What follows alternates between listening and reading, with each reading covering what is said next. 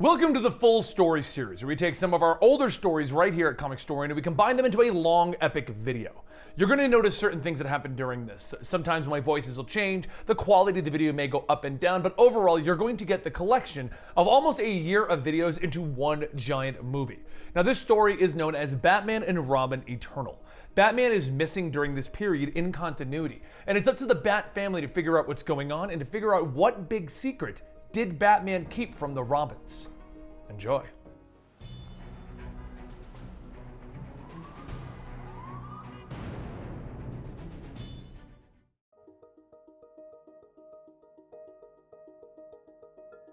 It all began a long time ago after Grayson had just become Robin, and he was on one of his first missions with Batman, the good old days, before Dick Grayson was a spy for Spiral, racing up the side of a building chasing his target. The man he was chasing started to comment on how he was getting away, and Grayson told him that he called in for backup. Because when you're in Gotham, you always have the family. Jason Todd, a former Robin killed by the Joker who then returned as the Red Hood, opens fire with non-lethal rounds on the man, warning Grayson to be careful of breaking the windows. The new Batman is kind of a jerk. The guy they are chasing begins dodging all of the bullets that Jason is firing, and then a window blows out, revealing Tim Drake. He was never a Robin, but he took the name Red Robin because he was always the smartest in the group, and he worked with Batman in more of a partner role instead of a sidekick role. The guy they are chasing looks confused at Tim, and that's when Jason and Grayson get into the building behind him and knock him out. Grayson thanks his brothers for their help, and then he borrows a grappling line because it's the only way to get around in Gotham, and it's time to get back to his super secret spy stuff. Meanwhile, across Gotham in the Narrows, that jerk robot Batman lifted up a dumpster to find Harper Row. She's now going by the name Bluebird and decided to join the Bat family during a recent incident. Robot Batman is actually Jim Gordon. He took up the mantle while the real Batman was missing. In truth, the real Batman has amnesia from a battle with the Joker and is in town as Bruce Wayne only. Jim tells Harper that she's coming with him. He's going to impound her costume and weapons and then let her go. And she calls him a fake Batman and tells him that she knows the real Batman. Then she locks down his computer systems and using her own grappling line,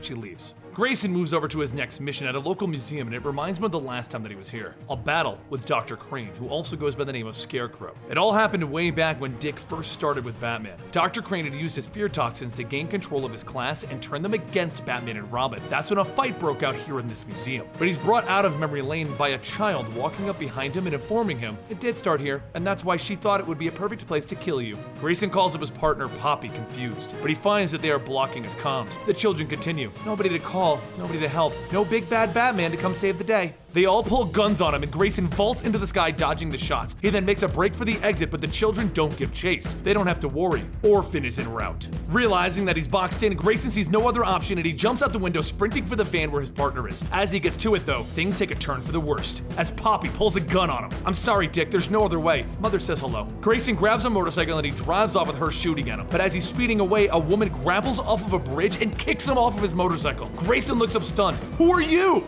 In front of him is a girl in a black outfit with yellow trimmings. Grayson gets up charging at her, but she instantly pinpoints multiple points to hit him and tags them all, dropping him. Grayson can see her form and he knows that she's holding back from being lethal. But why? She then stands over him and utters a single word: Mother. Then she throws him a flash drive and she leaves. While he begins to head back to the Batcave, Harper Row gets a knock at her door. She opens it to find Orphan standing there, informing her that she is the key to everything and she needs to die. Back in the cave, Dick puts the flash drive in and he sees a list with names on it: Richard Grayson, Jason Todd, Timothy Drake, Harper Row, and Cassandra Cain, along with a bunch of others. Then a pre-recorded message from Batman begins to play. Dick, this is my confession. I'm not the man that you think I am. I have failed you. I spent so long hoping you would never find out what I did all of those years ago. It happened in the summer that we spent chasing Crane around the world. You mustn't underestimate Mother. She has agents all around the world. Stay alive, and please forgive me, Dick. Bruce, what did you do? Several years ago in Cairo, Egypt, Bruce stood over two individuals killed by a gun, holding the smoking gun, and informing Mother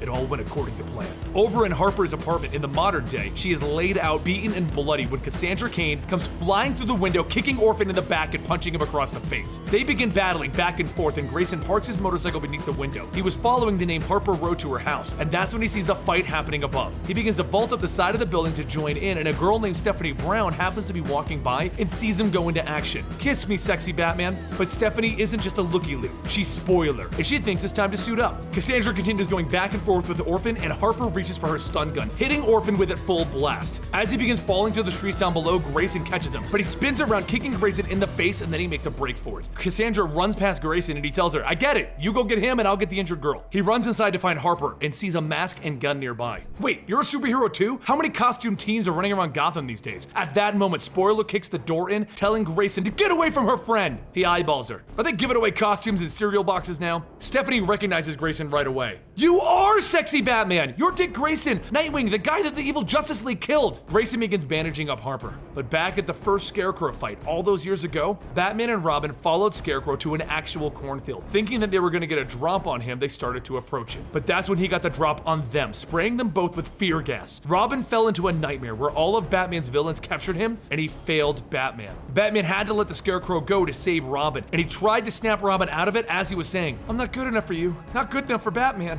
Back in the present day, Red Robin comes in the window when Grayson finishes bandaging up Harper. Red Robin explains that he was monitoring Harper and Stephanie, because you never know what kind of trouble these two get into. Dick explains what he knows about the list and how everyone on it is a target, so they decide to call up Jason Todd to warn him, and he informs them that he's kind of aware, since she's kind of there right now. He pulls a gun on Cassandra Cain, and she spies all of his weak points before kicking him into a jukebox behind him. He snaps a CD, commenting how he's so out of touch of music because he didn't even know Cheap Trick came out with a CD, and he gets up pulling out cyber armor blades. Cassandra dodges them over and over until Grayson shows up and slams Jason's arm into the bar. Grayson tells Jason that it's all a misunderstanding. She is here to protect him from the actual assassin, so the whole crew goes back to the Batcave to bandage Harper up properly. There, Grayson shows everyone the list and the message from Batman, revealing that he doesn't know anything. Harper is excited that she finally got to the Batcave, though Stephanie agrees that this isn't exactly the situation in which they wanted to come here. After realizing that they've got nothing, Helena, the current head of the Spiral organization that Grayson is working for, contacts him to let him know that they had no idea that Pompey had turned, and they give him all of the information that they have on Mother,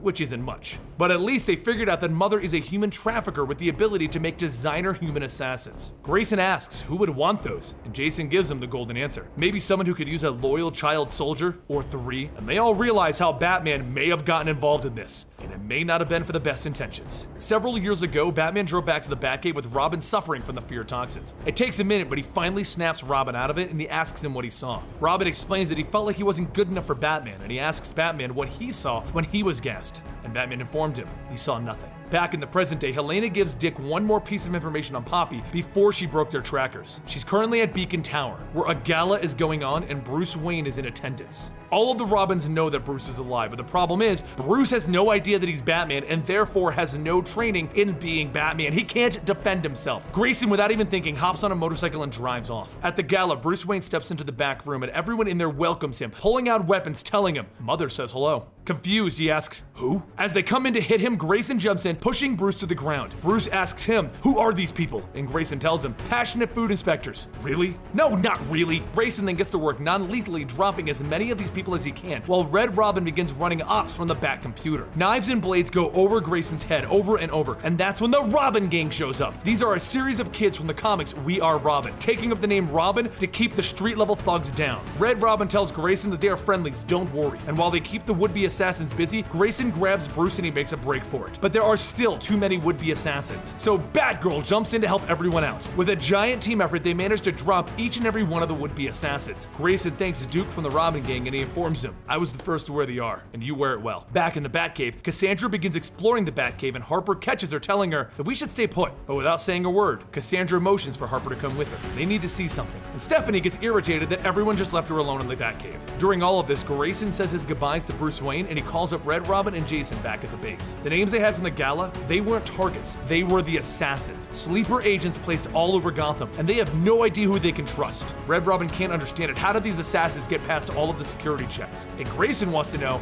how they got past Tim. All of the security checks are in place, and when they fail, there's Tim. And Bruce almost died tonight because Tim failed. But that's when Grayson's biggest concern comes up. If those names weren't targets, then what are they? Because their names, all of the Robins are on that list too. And to try and figure out why Tim would almost get Bruce killed, Grayson arrives at the Drake household. Stephanie then walks over to tell Jason and Tim that Harper and Cassandra are wandering somewhere in the cave, and Jason gets into an argument about how could she let them go. But while they're arguing, Tim walks into a corner of the cave to answer a secret phone. Yes, Mother?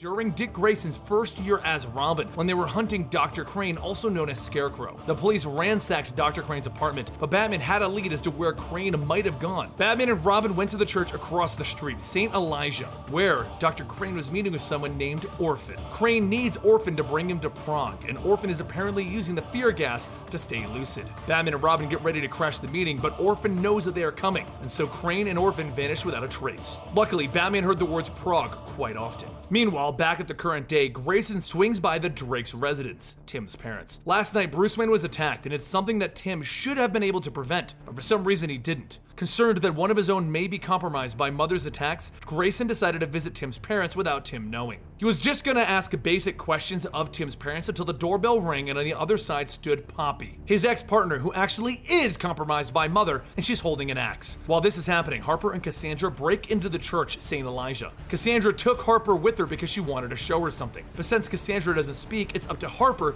to just follow her around and try to figure it out. Cassandra walks Harper over to a statue and presses a button, and that's when Orphan jumps out. He asks Harper why she would follow Cassandra, to make a connection with the girl? She isn't capable after what they've made her into. Harper is in shock. This can't be happening. Grayson jumps out of the way as Poppy brings the axe down onto a chair, and they keep smashing things up as Grayson keeps dodging. That's when Tim's parents walk into a panic room and they activate the house's defenses. The whole house changes around and announces that human snares are coming. Grayson looks around in shock. What? Back at the church, Harper jumps in fighting Orphan, but he tosses her aside easily. She isn't the most well-trained of the Bat family. That's when Cassandra jump kicks Orphan. He swings his sword at her, and then she dodges, falling over. Orphan then holds his hand out, telling Cassandra to stop this, rejoin the family, and her response is kicking his sword into the sky and cutting his hand off with it. Orphan gets up, dropping smoke pellets, and he makes a run for it. But Harper, thinking fast, shoots a tracer onto Orphan's foot. She then walks over to ask Cassandra if she's okay. Cassandra turns around crying, and Harper holds her. It's okay.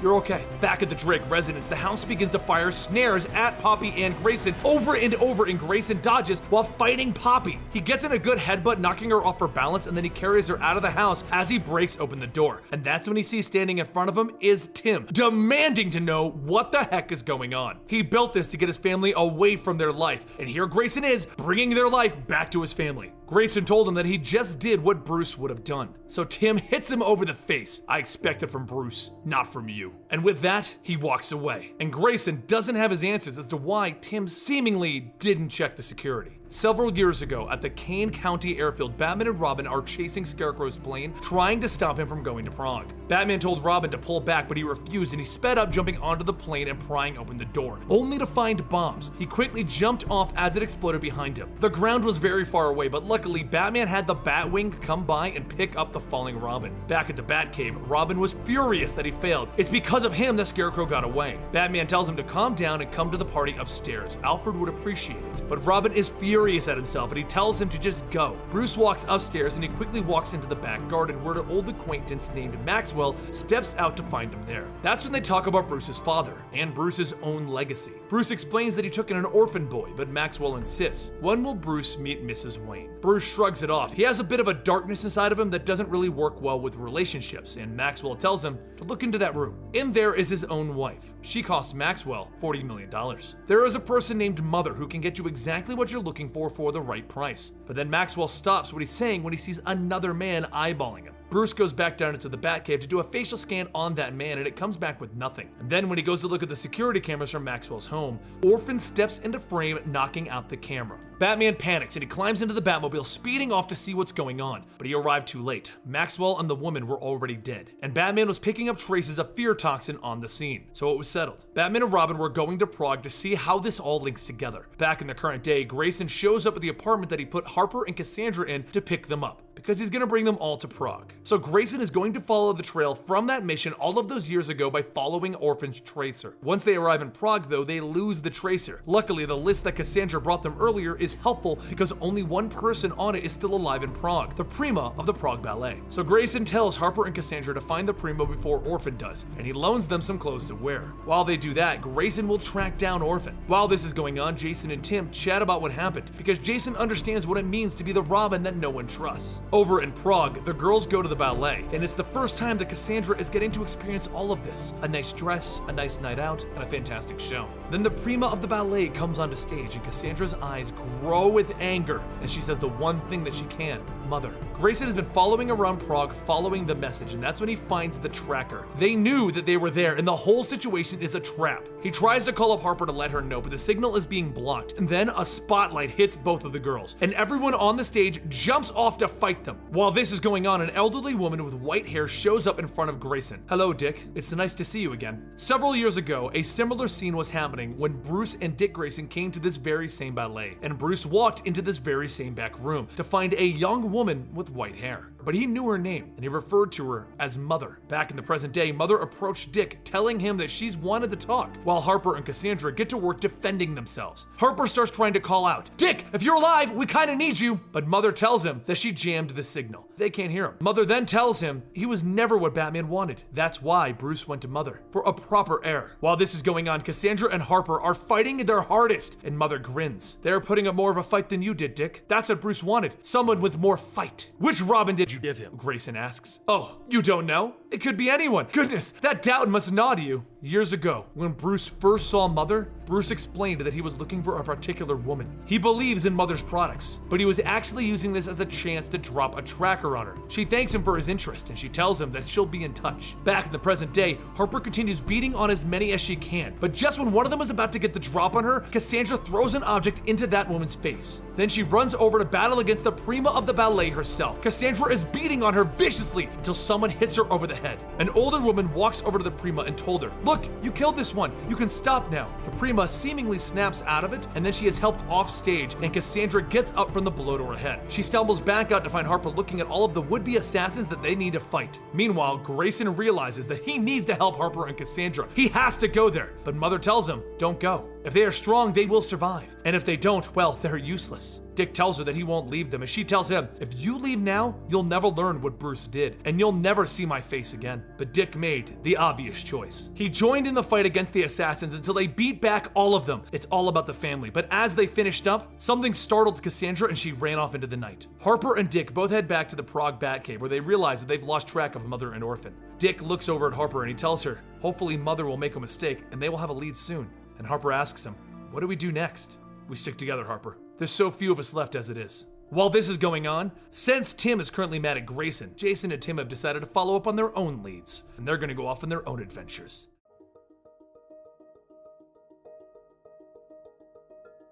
Back with Tim and Jason, they've been following their own trail of black market dealings that leads them to the island of Santa Prisca, and a group going by the name of the Order of St. Dumas. Just as they get there though, they find a massive castle set on the island, and they are attacked by Bane of all people. Jason is happy for a rematch, but Bane grabs Jason by his red hood and smashes the mask. As he goes in to kill Jason, Tim pulls out one of Jason's guns on Bane, telling him to stop. And Jason groggily states, I had this under control. They all agree on an iffy truce, because while Bane was gone, whoever the Order of St. Dumas is took in his soldiers, and Jason and Tim also need their answers. Meanwhile, over in Prague, Grayson and Harper decide to start crunching some numbers, and they decide to try and pick up another trail on Mother. But several years ago, during Dick Grayson's first year as Robin, Bruce Wayne was running around Prague at night. He arranged a meeting with Mother, but once he got to the meeting, she outright called him Batman. He tried to deny it, but she explained that the little piece of information she gave to Bruce Wayne somehow got leaked, and Batman's right-hand sidekick, Robin, showed up on that site. He continues to play off the idea that he wanted a wife as Bruce Wayne, but Mother isn't buying it, and she begins to swing at him and tells him that she knows exactly what he's after,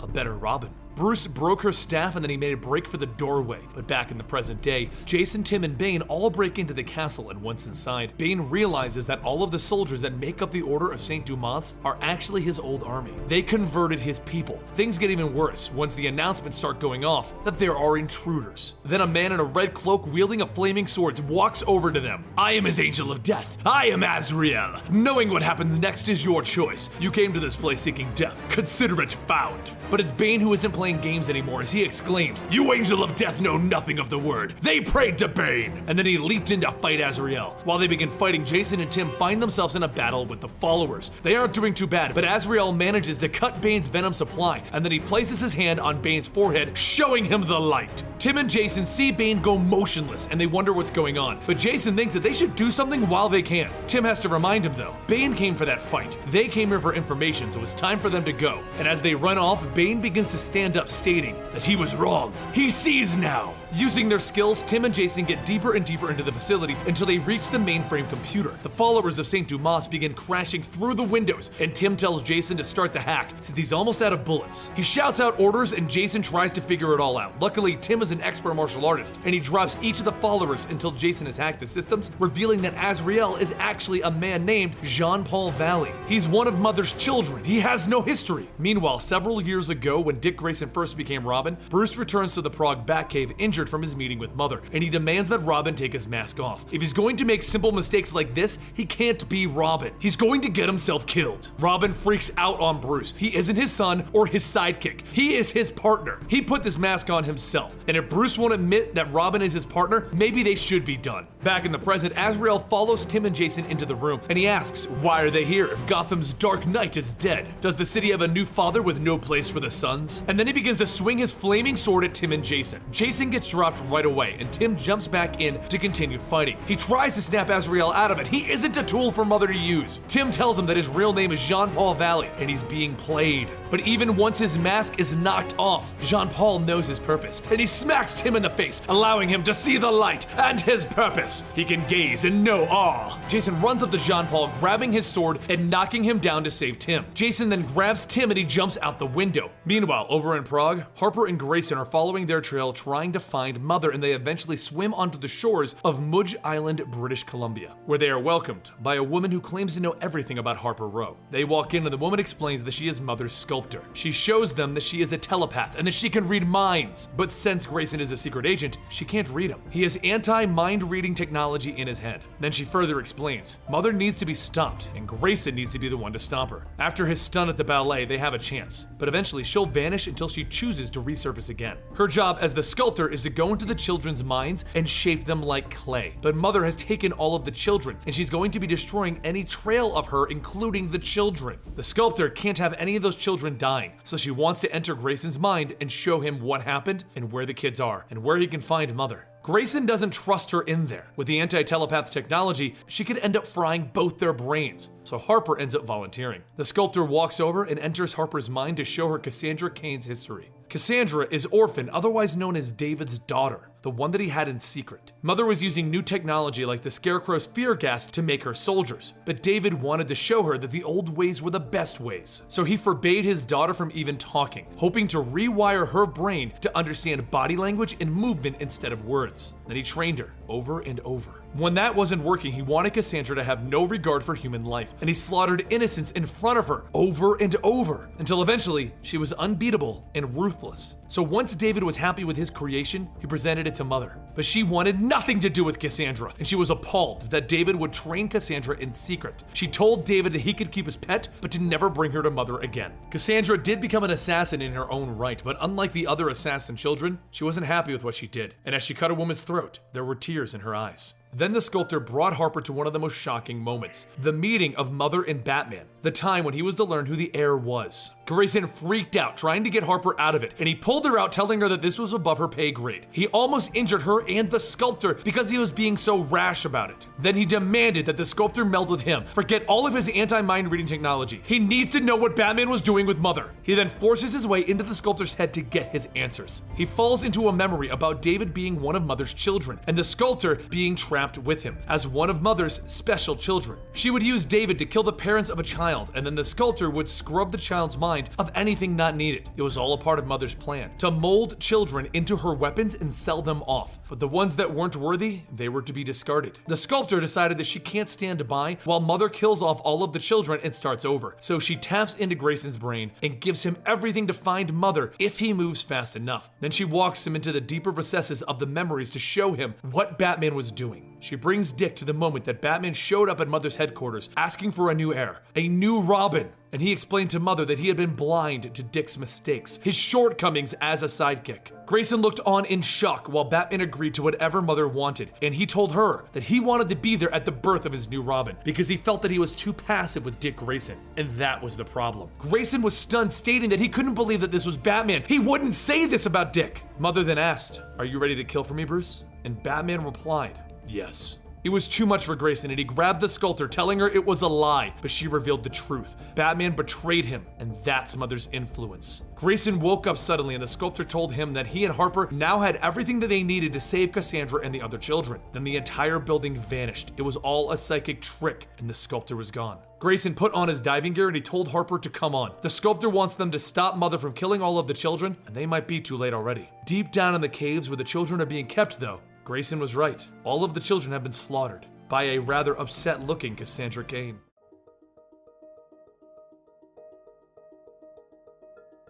After hitching a ride, Cassandra Cain leaps off of a jet into the area where Mother's secret base is. She pops out a glider and then using a grappling hook, she pulls herself in. And that's when she sees the nursery, a structure built inside of a cave where no one can find it. Cassandra destroys the defenses and she walks inside. There she's flooded with memories of Mother taking care of her children. But Cassandra was an outcast as she was David the orphan's child. This place is filled with memories of rejection and terrible acts turned against her. And she presses forward, cutting up the defenses and destroying various robots. She continues looking for the children. She wants to help them, to save them, but she can't find them until she finds herself face to face with Orphan. He beat her to the facility and he throws her into a pit. The pit is lined with the bodies of the children that he slaughtered. He beat her there and killed them all. She looks in horror as her hands are covered in the blood of those that she came to save, and she panics. She fires her grappling hook up out of the pit, pulling herself to safety, and then she dodges David and runs deeper into the facility. David starts to tell her that she started this when she went to Batman. If she hadn't run, none of this would be happening. You see, several months ago when Joker attacked Gotham during Endgame, during the event that would force Batman to lose his memory, Cassandra came to him for help, to let him know that Mother was active again. He hadn't stopped her. He turned to Cass to tell her, "Bring this flash drive to Dick Grayson if I don't come back from this. I need to stop the Joker before I can help you, and I don't know if I'm gonna survive." Cass looked at him worried, and he realized she was scared, afraid of this whole event. So he told her that she needs to know that she isn't what they made her into. She is a hero because she took her own path. Then he held her close before jumping back into the fight with the Joker. Back in the present, Cass took the blood on her hands and she smeared it on her face in the shape of a bat signal. She is a hero. She jumped in to fight against David, knocking him to the ground, and that's when Grayson and Harper Rose showed up and hit David with their stun gun. Harper sees the smeared blood on Cass's face and tells her, cool bat? Cass jumps into her arms. Her friends have returned. And that's the moment that a giant hologram face of Mother appears to the group. It all ends here tonight. I hoped the others would be with you, Jason and Timothy, but plans never quite go as you hoped. David looks concerned, but Mother tells him that he did her proud. Now she's going to blow up this whole facility. David accepts his fate and he continues his battle against Grayson, Harper, and Cass, and he tells the defenses to kill everything in sight. Harper and Cass run off towards the main room, looking for a shut off the nuke button, while Grayson keeps David busy. Grayson screams, "You're delusional!" to David, and David snickers. Really? That's funny coming from one of Batman's failed children. Grayson doesn't believe it though. Batman never betrayed him. And David tells him he was there back then. Back when Grayson thought he was running a mission against the Scarecrow, Crane wasn't the enemy. A long time ago, as Grayson's first year as Robin, Batman and Robin broke into a facility looking to stop the Scarecrow. During the fight, they got separated, and Batman went to go see Scarecrow alone. But Batman didn't want to fight the Scarecrow. He wanted all of the information on Mother that the Scarecrow had, and Scarecrow wasn't willing to give it up. To keep Robin busy during this, he sent Robin to the roof to disarm a bomb and keep him out of the conversation. Scarecrow explained that Mother was using his fear toxins to train her soldiers. He needed funding and she needed the formula, so he created the trauma toxin. But she wants to take it too far. She wants to set off the trauma gas in every major city, creating armies of soldiers for herself. Scarecrow can't even stomach that.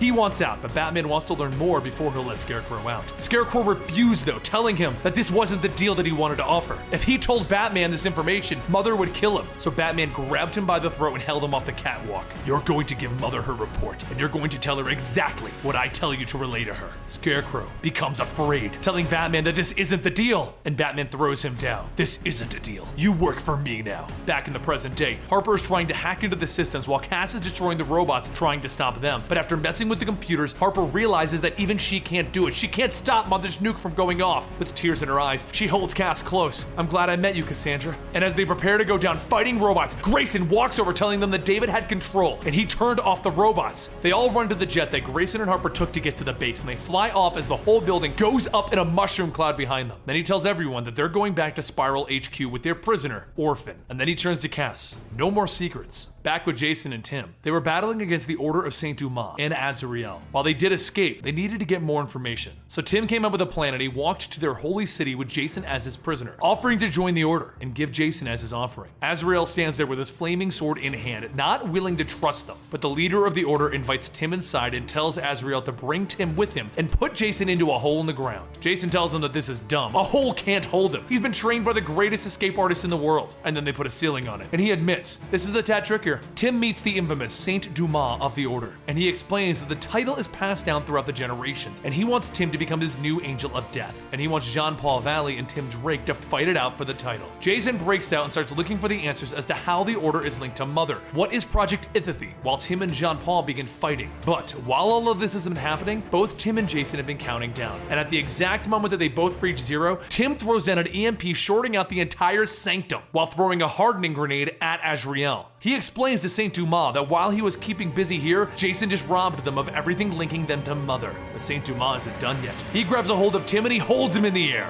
And he tells him that he will die with Azrael, since he was so set on causing Azrael's faith to waver. While this is happening, Jason begins to break open the doors into Project Ithathy, when suddenly he's hit with what appears to be a psychic attack. He doesn't find himself in the sanctum anymore. He finds himself at the mercy of the Joker again, as the bad memories begin to flood in. All three of them, Jason, Tim, and Azrael, are brought to the mercy of Saint Dumas, and he explains to Tim exactly what he's been after. What the Order helped Mother perfect was Project Ithathy. It was used on Azrael, and right now Jason is falling victim to it. All of Mother's trauma and soldier building in a single moment, instantly turning people into soldiers for Mother's army. While Jason is fighting back against the Joker and his memories, Tim tries to get Azrael to remember, to snap out of this. Jean-Paul, they took everything from you, your name, your life, your family. With his faith already wavering, Azrael remembers what they did to his family, and he breaks free from the mold around him with his flaming sword in hand. He begins swinging it around, cutting up the supposed Saint Dumas free of his tethers, and he begins dropping members of the Order. He is not the Angel of Death, he is Azrael, and if they wish to meet their god, he will send them there himself. Tim gets free and he jumps over to Jason, where he starts trying to talk Jason out of it. Wake up, Jason! Jason snaps to, throws his helmet on, and the three of them decide it's time to end this. But as the fight continues, Azrael decides it's time for them to leave, and he shoves his sword into the ground, throwing fire everywhere, burning everyone up around them. Jason and Tim begin to run out, debating if they should go back for Azrael, but they end up finding a plane and deciding that he can kind of handle himself. So they take off, leaving Azrael to himself in the desert to let him sort his own life out. Tim and Jason look at each other because they are family and they survive because of it. But several years ago in Cairo, Egypt, Batman walks up to a trash can where he picks up a pistol and he walks into the night where a single shot can be heard.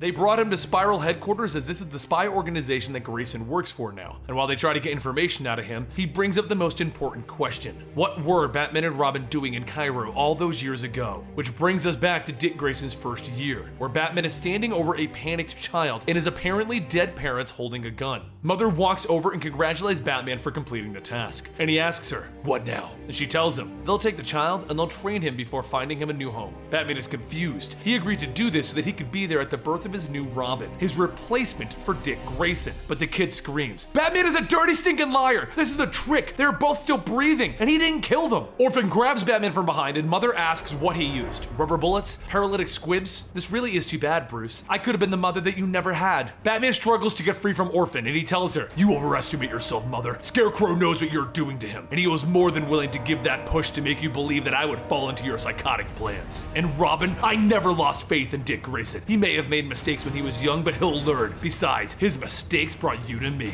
Robin helped drag you out in the open, Mother." Frustrated, Mother tells Orphan to kill the Batman. "Detonate!" Batman shouts, and all around them, the ground begins to explode. In the confusion, Batman throws Orphan down, and he throws some cuffs onto Mother. Then Orphan gets back up and begins to battle against Batman again. They go back and forth, and while this is happening, Mother calls over the kid to tell him to find a big rock and break her thumbs. She has to get these cuffs off. Then she walks over, calling to Batman and putting a knife to the kid's throat. With the distraction in place, Orphan hits Batman over the back of the head, dropping him, and Mother orders the death of Batman. Meanwhile, in the present day, Harper Row is sneaking onto the school grounds where Spiral's secret base is, and while this is happening, Grayson's friends have arrived. Jason Todd and Tim Drake completed their mission of stopping the Order of Saint Dumas. Harper walks into the cell where Orphan is being kept because she wants him to know that she knows what he did to Cassandra. The sculptor showed her, and he's the world's worst father. Orphan asks what else does she know, because there is so much that she probably doesn't understand. Tim and Jason walk into into the spiral main room to relay the information that they got from the Order of St. Dumas, the Ichthyi. They explain that it's a virus that gets into your mind and it rewrites your mind, triggering your greatest traumas and turning you into Mother soldiers. The only way Red Hood was able to beat it was by embracing its fear. Down in the cells, Orphan reveals his biggest secret. Cassandra has been to Gotham before she went there to find Grayson. She went there to kill for Batman. Back in the past, when Orphan was about to kill Batman, he got up and threw Orphan down. Then he blew up the walls of the building that they were in, injuring Mother and burying Orphan. He walked over to recapture Mother, and she showed him the truth. The child that he just saw was never supposed to be his Robin. She didn't trust Batman enough, but they were going through with the real plan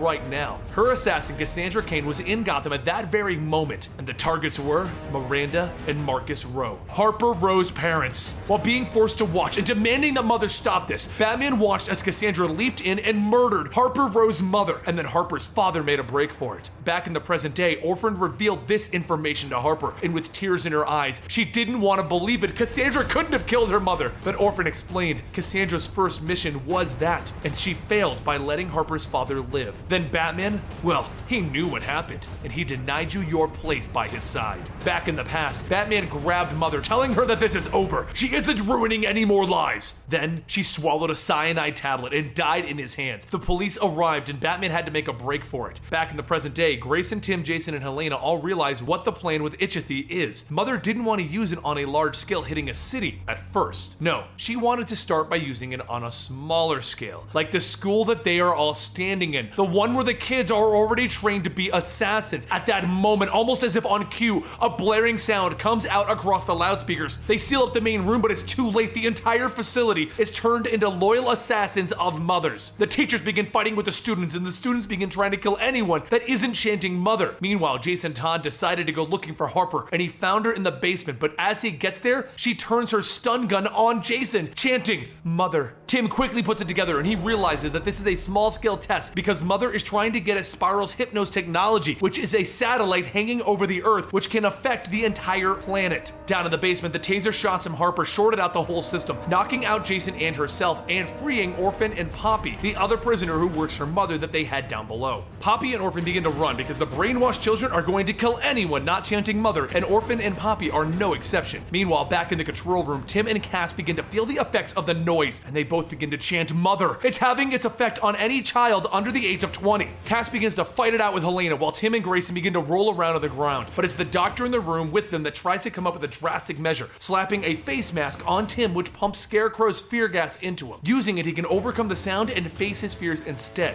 Not a much better situation though, as Tim looks terrified, but at least he isn't brainwashed anymore. They slap the same thing on Cass, and then Grayson comes up with a plan. Helena is going to take Red Robin and the doctor to the generator room and shut down this whole place, while Grayson himself goes to find Jason and Harper. Grayson runs into the middle of the school where he sees Jason already trying to fight against the kids, and just then Harper jumps in to fight against Grayson and Jason. Cass grabs her, holding her down and slapping a fear gas mask on her. It doesn't help though, as Harper now sees her greatest fear, the girl that killed her mother, and she grabs Cass by the throat to begin strangling her. She begins constantly beating on Cass, and Cass tries to talk some sense into her. Cass isn't able to say very many words, but she did learn some new ones. Harper, no. She tries to tell her, pushing her back, but every time that Harper looks at Cass, she sees the blood of her parents on Cass's hands, and she tries to use her stun gun on Cass just as Grayson saves her. Cass jumps back into the fight with Harper, once again stating new words that she seemingly has learned. Please, stop. Friends. Friends share, Harper tells her. I have to take something from you. It's the only way. But to make matters worse, the stun gun shot opened the door behind Grayson, where he sees Poppy is now roaming free on the grounds. She jumps right in, prepared to fight against Grayson. While this is happening, Helena, Tim, and the doctor are all trying to get to the generator room, but Orphan arrives and he begins to fight against them. Helena tells Tim and the doctor to get down there now while she handles Orphan. Over with Cass and Harper, they are going back and forth, with Cass trying to not hurt Harper, and then Jason jumps in, knocking Harper over. Cass is still trying to fight against the fear gas as well though, and she doesn't see Jason helping. She sees Orphan about to kill Harper. Not knowing what she's doing, she fires the taser at Jason because Harper, my friend. With the sprinklers going off in the room, the shot hits them and all three are stunned and dropped. Over with Grayson and Helena, they're fighting their villains, and that's when Orphan and Poppy hold their hands up, showing an eye that taps into the hypnos inside of Helena and Grayson's brains, taking something out of it. Mother's plan worked. She got the code goes to the Hypnos. Then Orphan and Poppy leave just as Tim shuts down the generator, stopping all of the assassins in the building. It's over, but they lost, because Helena explains that the Hypnos had a new technology in it. A technology that can wipe everyone's memories of something. You see, the whole world knows that Dick Grayson is Nightwing, so that is why he came to work as a spy for Spiral. Helena created a way to take that information from the world's mind, allowing Grayson to go back to being Nightwing. And now Mother has that technology. Plus, she has her Itchathies technology.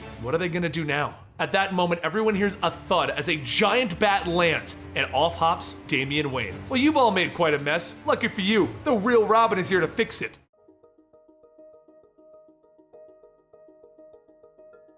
Tears begin to well up in Harper's eyes as she was holding her mother, and this leaves Batman with a choice. Does he take in Harper and her brother Cullen, possibly turning them into soldiers in his war on Gotham? Or does he give them a chance at happiness by sending them back to their father? He isn't happy with anything that has happened in this adventure, and he wants more answers. So he tells Dick Grayson that he needs to tie up some loose ends, and he's going to leave Dick in charge of watching Gotham while he's gone. Dick is a little shocked. Is this how Batman takes a vacation? You're gonna trust me to watch over the city while you're gone? And Batman tells him, well, Superman's doing flybys every hour. So he goes to Eastern Europe, where he gets a car and he drives up into the mountains. He arrives at a mansion and he's welcomed by a woman in charge of the site, Miss Marchenko. She's smiling and happy to have the celebrity Bruce Wayne under her roof. She explains that this is a place of serenity, a place to gather his peace of mind. And he informs her that that's exactly what he was looking for. He explains that he was scouring the countryside looking for answers to questions that he's had for the last week. And he believes that she has the answers that he needs. Her eyes grow sad and she looks down, before asking him to just outright ask what he's looking for. I want a story from 15 years ago. A story of a woman covered in scars. And Miss Marchenko asks, how did you find me? I can't tell you this story. Bruce tells her not to worry. Mother is gone and she can't hurt anyone anymore. So Miss Marchenko starts her story of a city at war, with the Red Army invading it. On the streets of this city, there is a poor girl whose parents had debts with every business in town, and she was the payment. She was passed around the town and she ended up in a tavern where she saw the city was on the edge of madness. And with one little push, she helped it over the edge. One of the commanders bit into a piece of chicken and he began to gasp and he reached out. The soldiers all claimed that he was poisoned. The tavern thought that he had choked, and only one girl knew the truth. But honestly, it didn't matter. The soldiers opened fire on the citizens in the city. She ran for her freedom with the sounds of guns going off behind her, stepping over bodies and running through blood. But eventually she made it back to her parents, to find that rifles were pointed at them, and they mouthed the words to her, run. She stood there and watched them die. Something inside her broke that day. Watching the bullets tear apart the bodies of her parents did something, and she knew her life was over. She lay on the bodies, hoping the soldiers would ignore her, getting ready for her escape.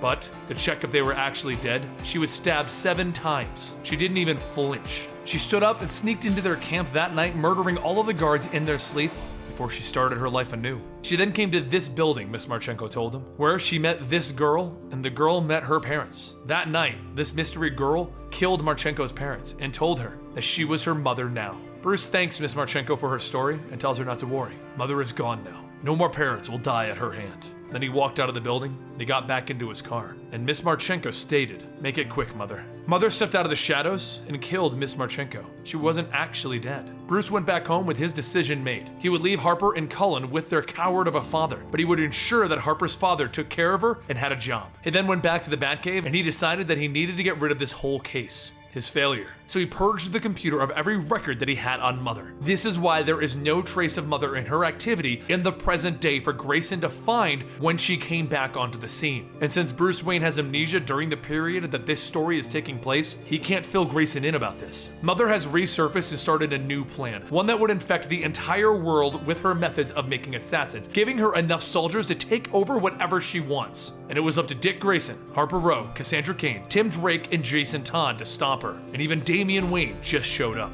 But they just lost another fight to Mother, and she gained access to the satellite that would ensure that her plan would happen. She also kidnapped Harper and Cassandra Cain. With Orphan, Poppy, Harper, and Cassandra on their way back to Mother's base, Grayson can't help but wonder, what's the plan now? Grayson runs his hand through his hair, telling everyone, Batman lost to Mother before. Maybe this is it. Maybe we lost. And Damian smacks Grayson over the face. Shut up! We have not lost so long as we can scrape together. Jason steps in. Batman failed, kid. We inherited his failure, the impossible. Don't you dare invoke my father's name as a reason to quit, Jason. This can't possibly be the end. There are resources, plans, actions that we can take. So he decides to tell them a story, where Batman explained to him the purpose of each Robin. It was to have people surpass him. Dick was a clearer vision of what what Batman was supposed to be. Jason was the one willing to do what Batman couldn't. Tim has the strategic sense to make even Bruce envious. He wanted them all to decide for themselves what they are. They aren't just mini Batmans. Damian leaves it with, if Mother was left to them, it's because Batman believed that we could beat Mother. Jason turns to the group. I'd feel guilty if I didn't even try to save the world after that. Back in Mother's base, Orphan walks in with his two prisoners, Harper and Cassandra. Mother thanks him for his loyalty, but informs him that his purpose is done, and she coldly slits his throat, throwing him away. Then she walked to Cassandra to tell her, it's okay, he's free of his need for Mother now. Then she welcomes what she learned from David, how to make more orphans, and she welcomes them to the girls. She lets both Harper and Cassandra know that she wants them to survive this. She wants to bring them into the family. She wants to be their mother. And she presses the button to welcome the new world, a world that Mother owns, and the entire world has people converting to followers of Mother.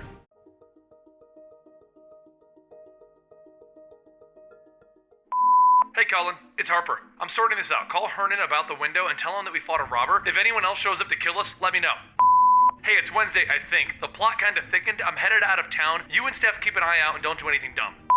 Hey, I know I haven't called in like a week, but things are a mess. We have to find Cassandra. I'll be gone for a while. Get help if you need it.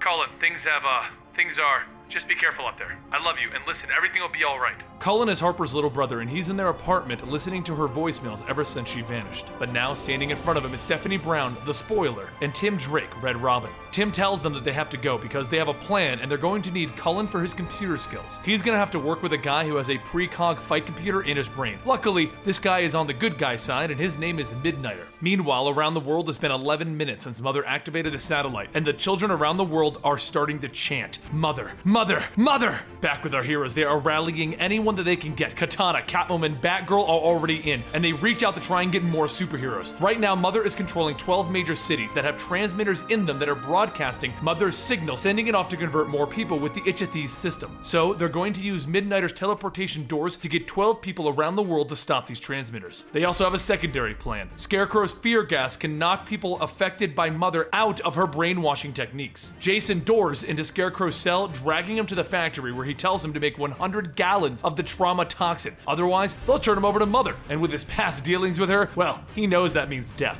Then, with 45 minutes past the start of Mother's plans, everyone gives Midnighter and Grayson the green light. It's time to begin. Around the world, we have Batman and Robin, Damian, Red Hood, Red Robin, Batwoman, Batgirl, Katana, Catwoman, Helena, Talon, Black Canary, and Spiral itself, all trying to stop these transmitters. Grayson himself is tracing Mother's signal back to her Arctic base, and it's his job to stop her directly. While the heroes are fighting across the world, Harper is being held captive by Mother, and Mother walks into the room that she gave Harper to ask if she's okay. She shows Harper that her plan is in action, her attempt to make the world better, and she explains that the world will become better as she did. When the soldiers attacked her town, she was the only survivor, and she is stronger for it. Had her neighbors been as strong as she was, they would have survived as well, and the world itself has become meek and horrible, and she wants to allow them the same chance to become stronger. Batman should have trained her all of those years ago when she had Cassandra murder Harper's mother, but instead of preparing Harper, he left Harper with her father. And I do not intend to make the same mistake. I will prepare you. And then she hands Harper her bluebird mask, welcoming her to the new world. Outside, Grayson is preparing to enter the building as a plane flies overhead, dropping someone off. Azrael! I am Azrael, and I am here for 2 lives, my own and Mother's. Join my crusade or get out of my way. Grayson jumps in to fight against Azrael and tell him that Mother needs to be held accountable, not killed. And catching one of Grayson's weapons, Azrael tells him, I'm going to have to disagree.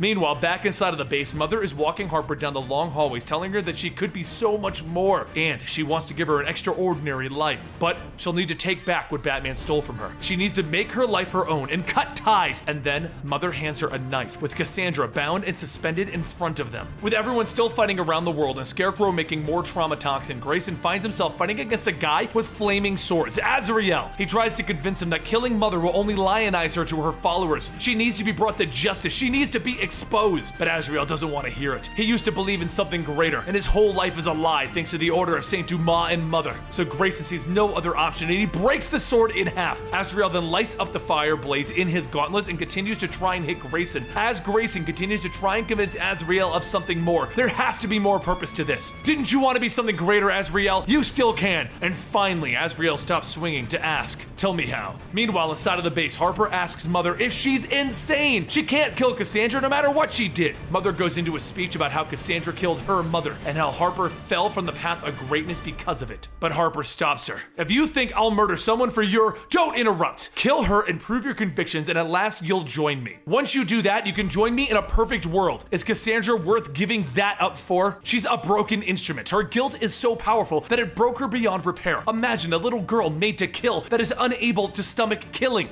So useless that I ordered her execution and then she ran off to Batman. Do you not see? She is beyond repair. You think you can sell me on mercy? While they're arguing, Cassandra has tears in her eyes. Back with Midnighter in Command Central, Cullen informs him that the trauma toxin is ready, but there are 12 orphans leading the armies in each city. Orphan is the name of the top assassins in Mother's army, her children. And our heroes have no way to deploy the toxin and guard it long enough with the orphans all there. So Midnighter smiles. Only 12, huh? Cullen smiles with him. Oh, I get it. So around the world, our heroes begin to knock the orphans into doorways, teleporting them to one spot, and they all stumble into a single room where Midnighter is standing. He cracks his knuckles. Well, hello there. Let me know when you're all ready. And he begins by breaking their weapons with his bare hands. Over in Tokyo, a doorway opened up and Spoiler fires a grappling hook through one of the doorways and it comes out the other onto the transmitter tower, instantly pulling herself up that high before breaking the tower. While Duke is breaking his and Batgirl is throwing a batarang at hers, Red Robin tells everyone to mask up. They are not out of the woods yet. With the transmitters down and the orphans out of play, they need to spread the trauma toxin to turn all of the kids back to normal. The gases all begin to spread and the job is done. Mother's hold over the world has currently ended, and in response to this, she shouts, "No!" shattering her monitor. Harper walked over to Cassandra, considering Mother's words, and Mother tells Harper, "No one will stop me from saving the world." But then a baton hits the ground next to them. "Sorry, Mother, but I think that's my job," Grayson says, climbing into the room. Grayson sees Harper standing over Cassandra with a knife, and he tells her, "Don't do this!" But Mother tells Grayson that this is her new world, and Harper is going to join her tonight, isn't she? Harper looks up and tells everyone to be quiet. She has to think. And Cassandra tells her, "Harper, do it.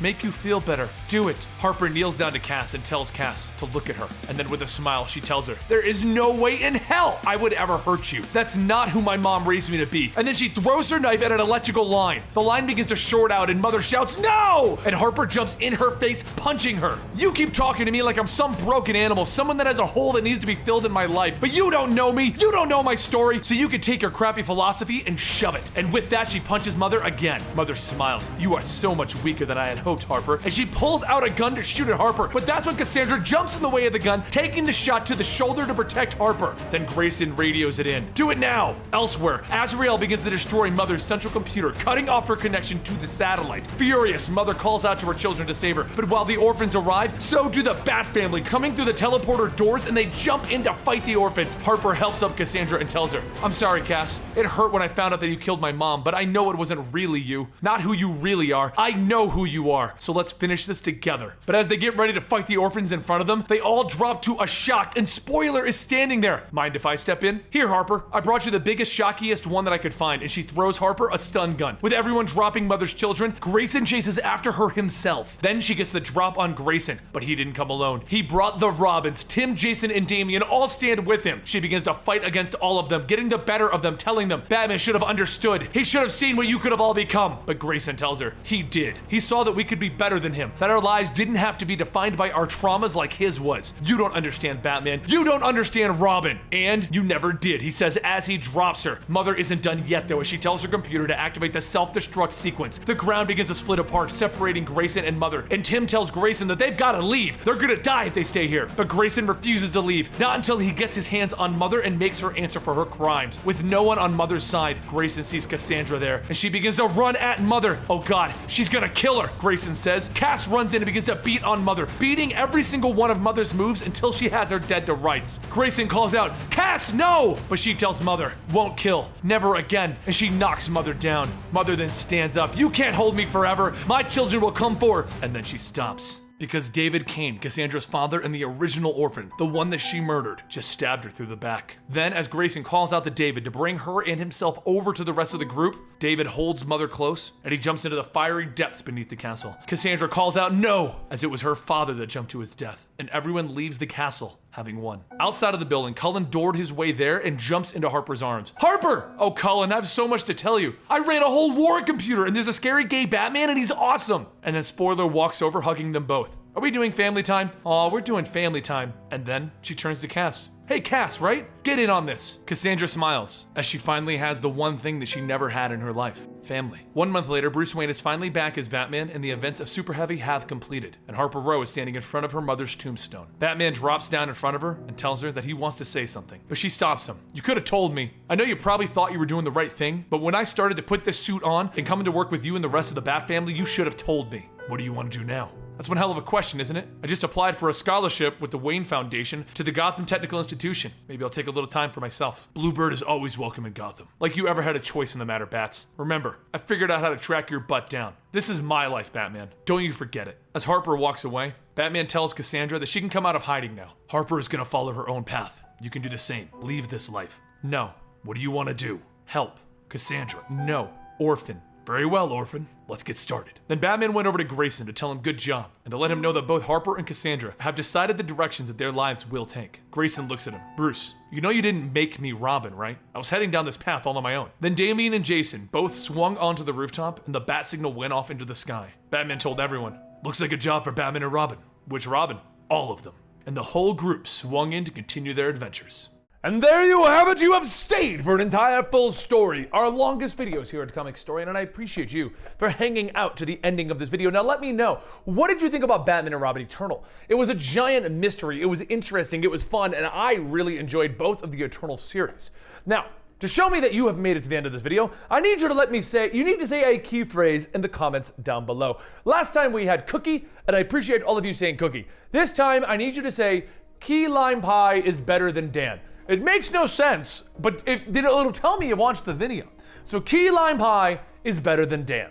And for those of you guys who don't know who Dan is, come and join us on our podcast on every Saturday and Sunday, where we talk about comic books, because Dan's the co-host. Dan actually hosts the one on Sunday. It's the thing we do over on twitch.tv/eligiblemonster. Thank you for watching this. I really appreciate it. And don't forget to subscribe if you want more full stories, complete stories, know your universes, and various bits of video game lore.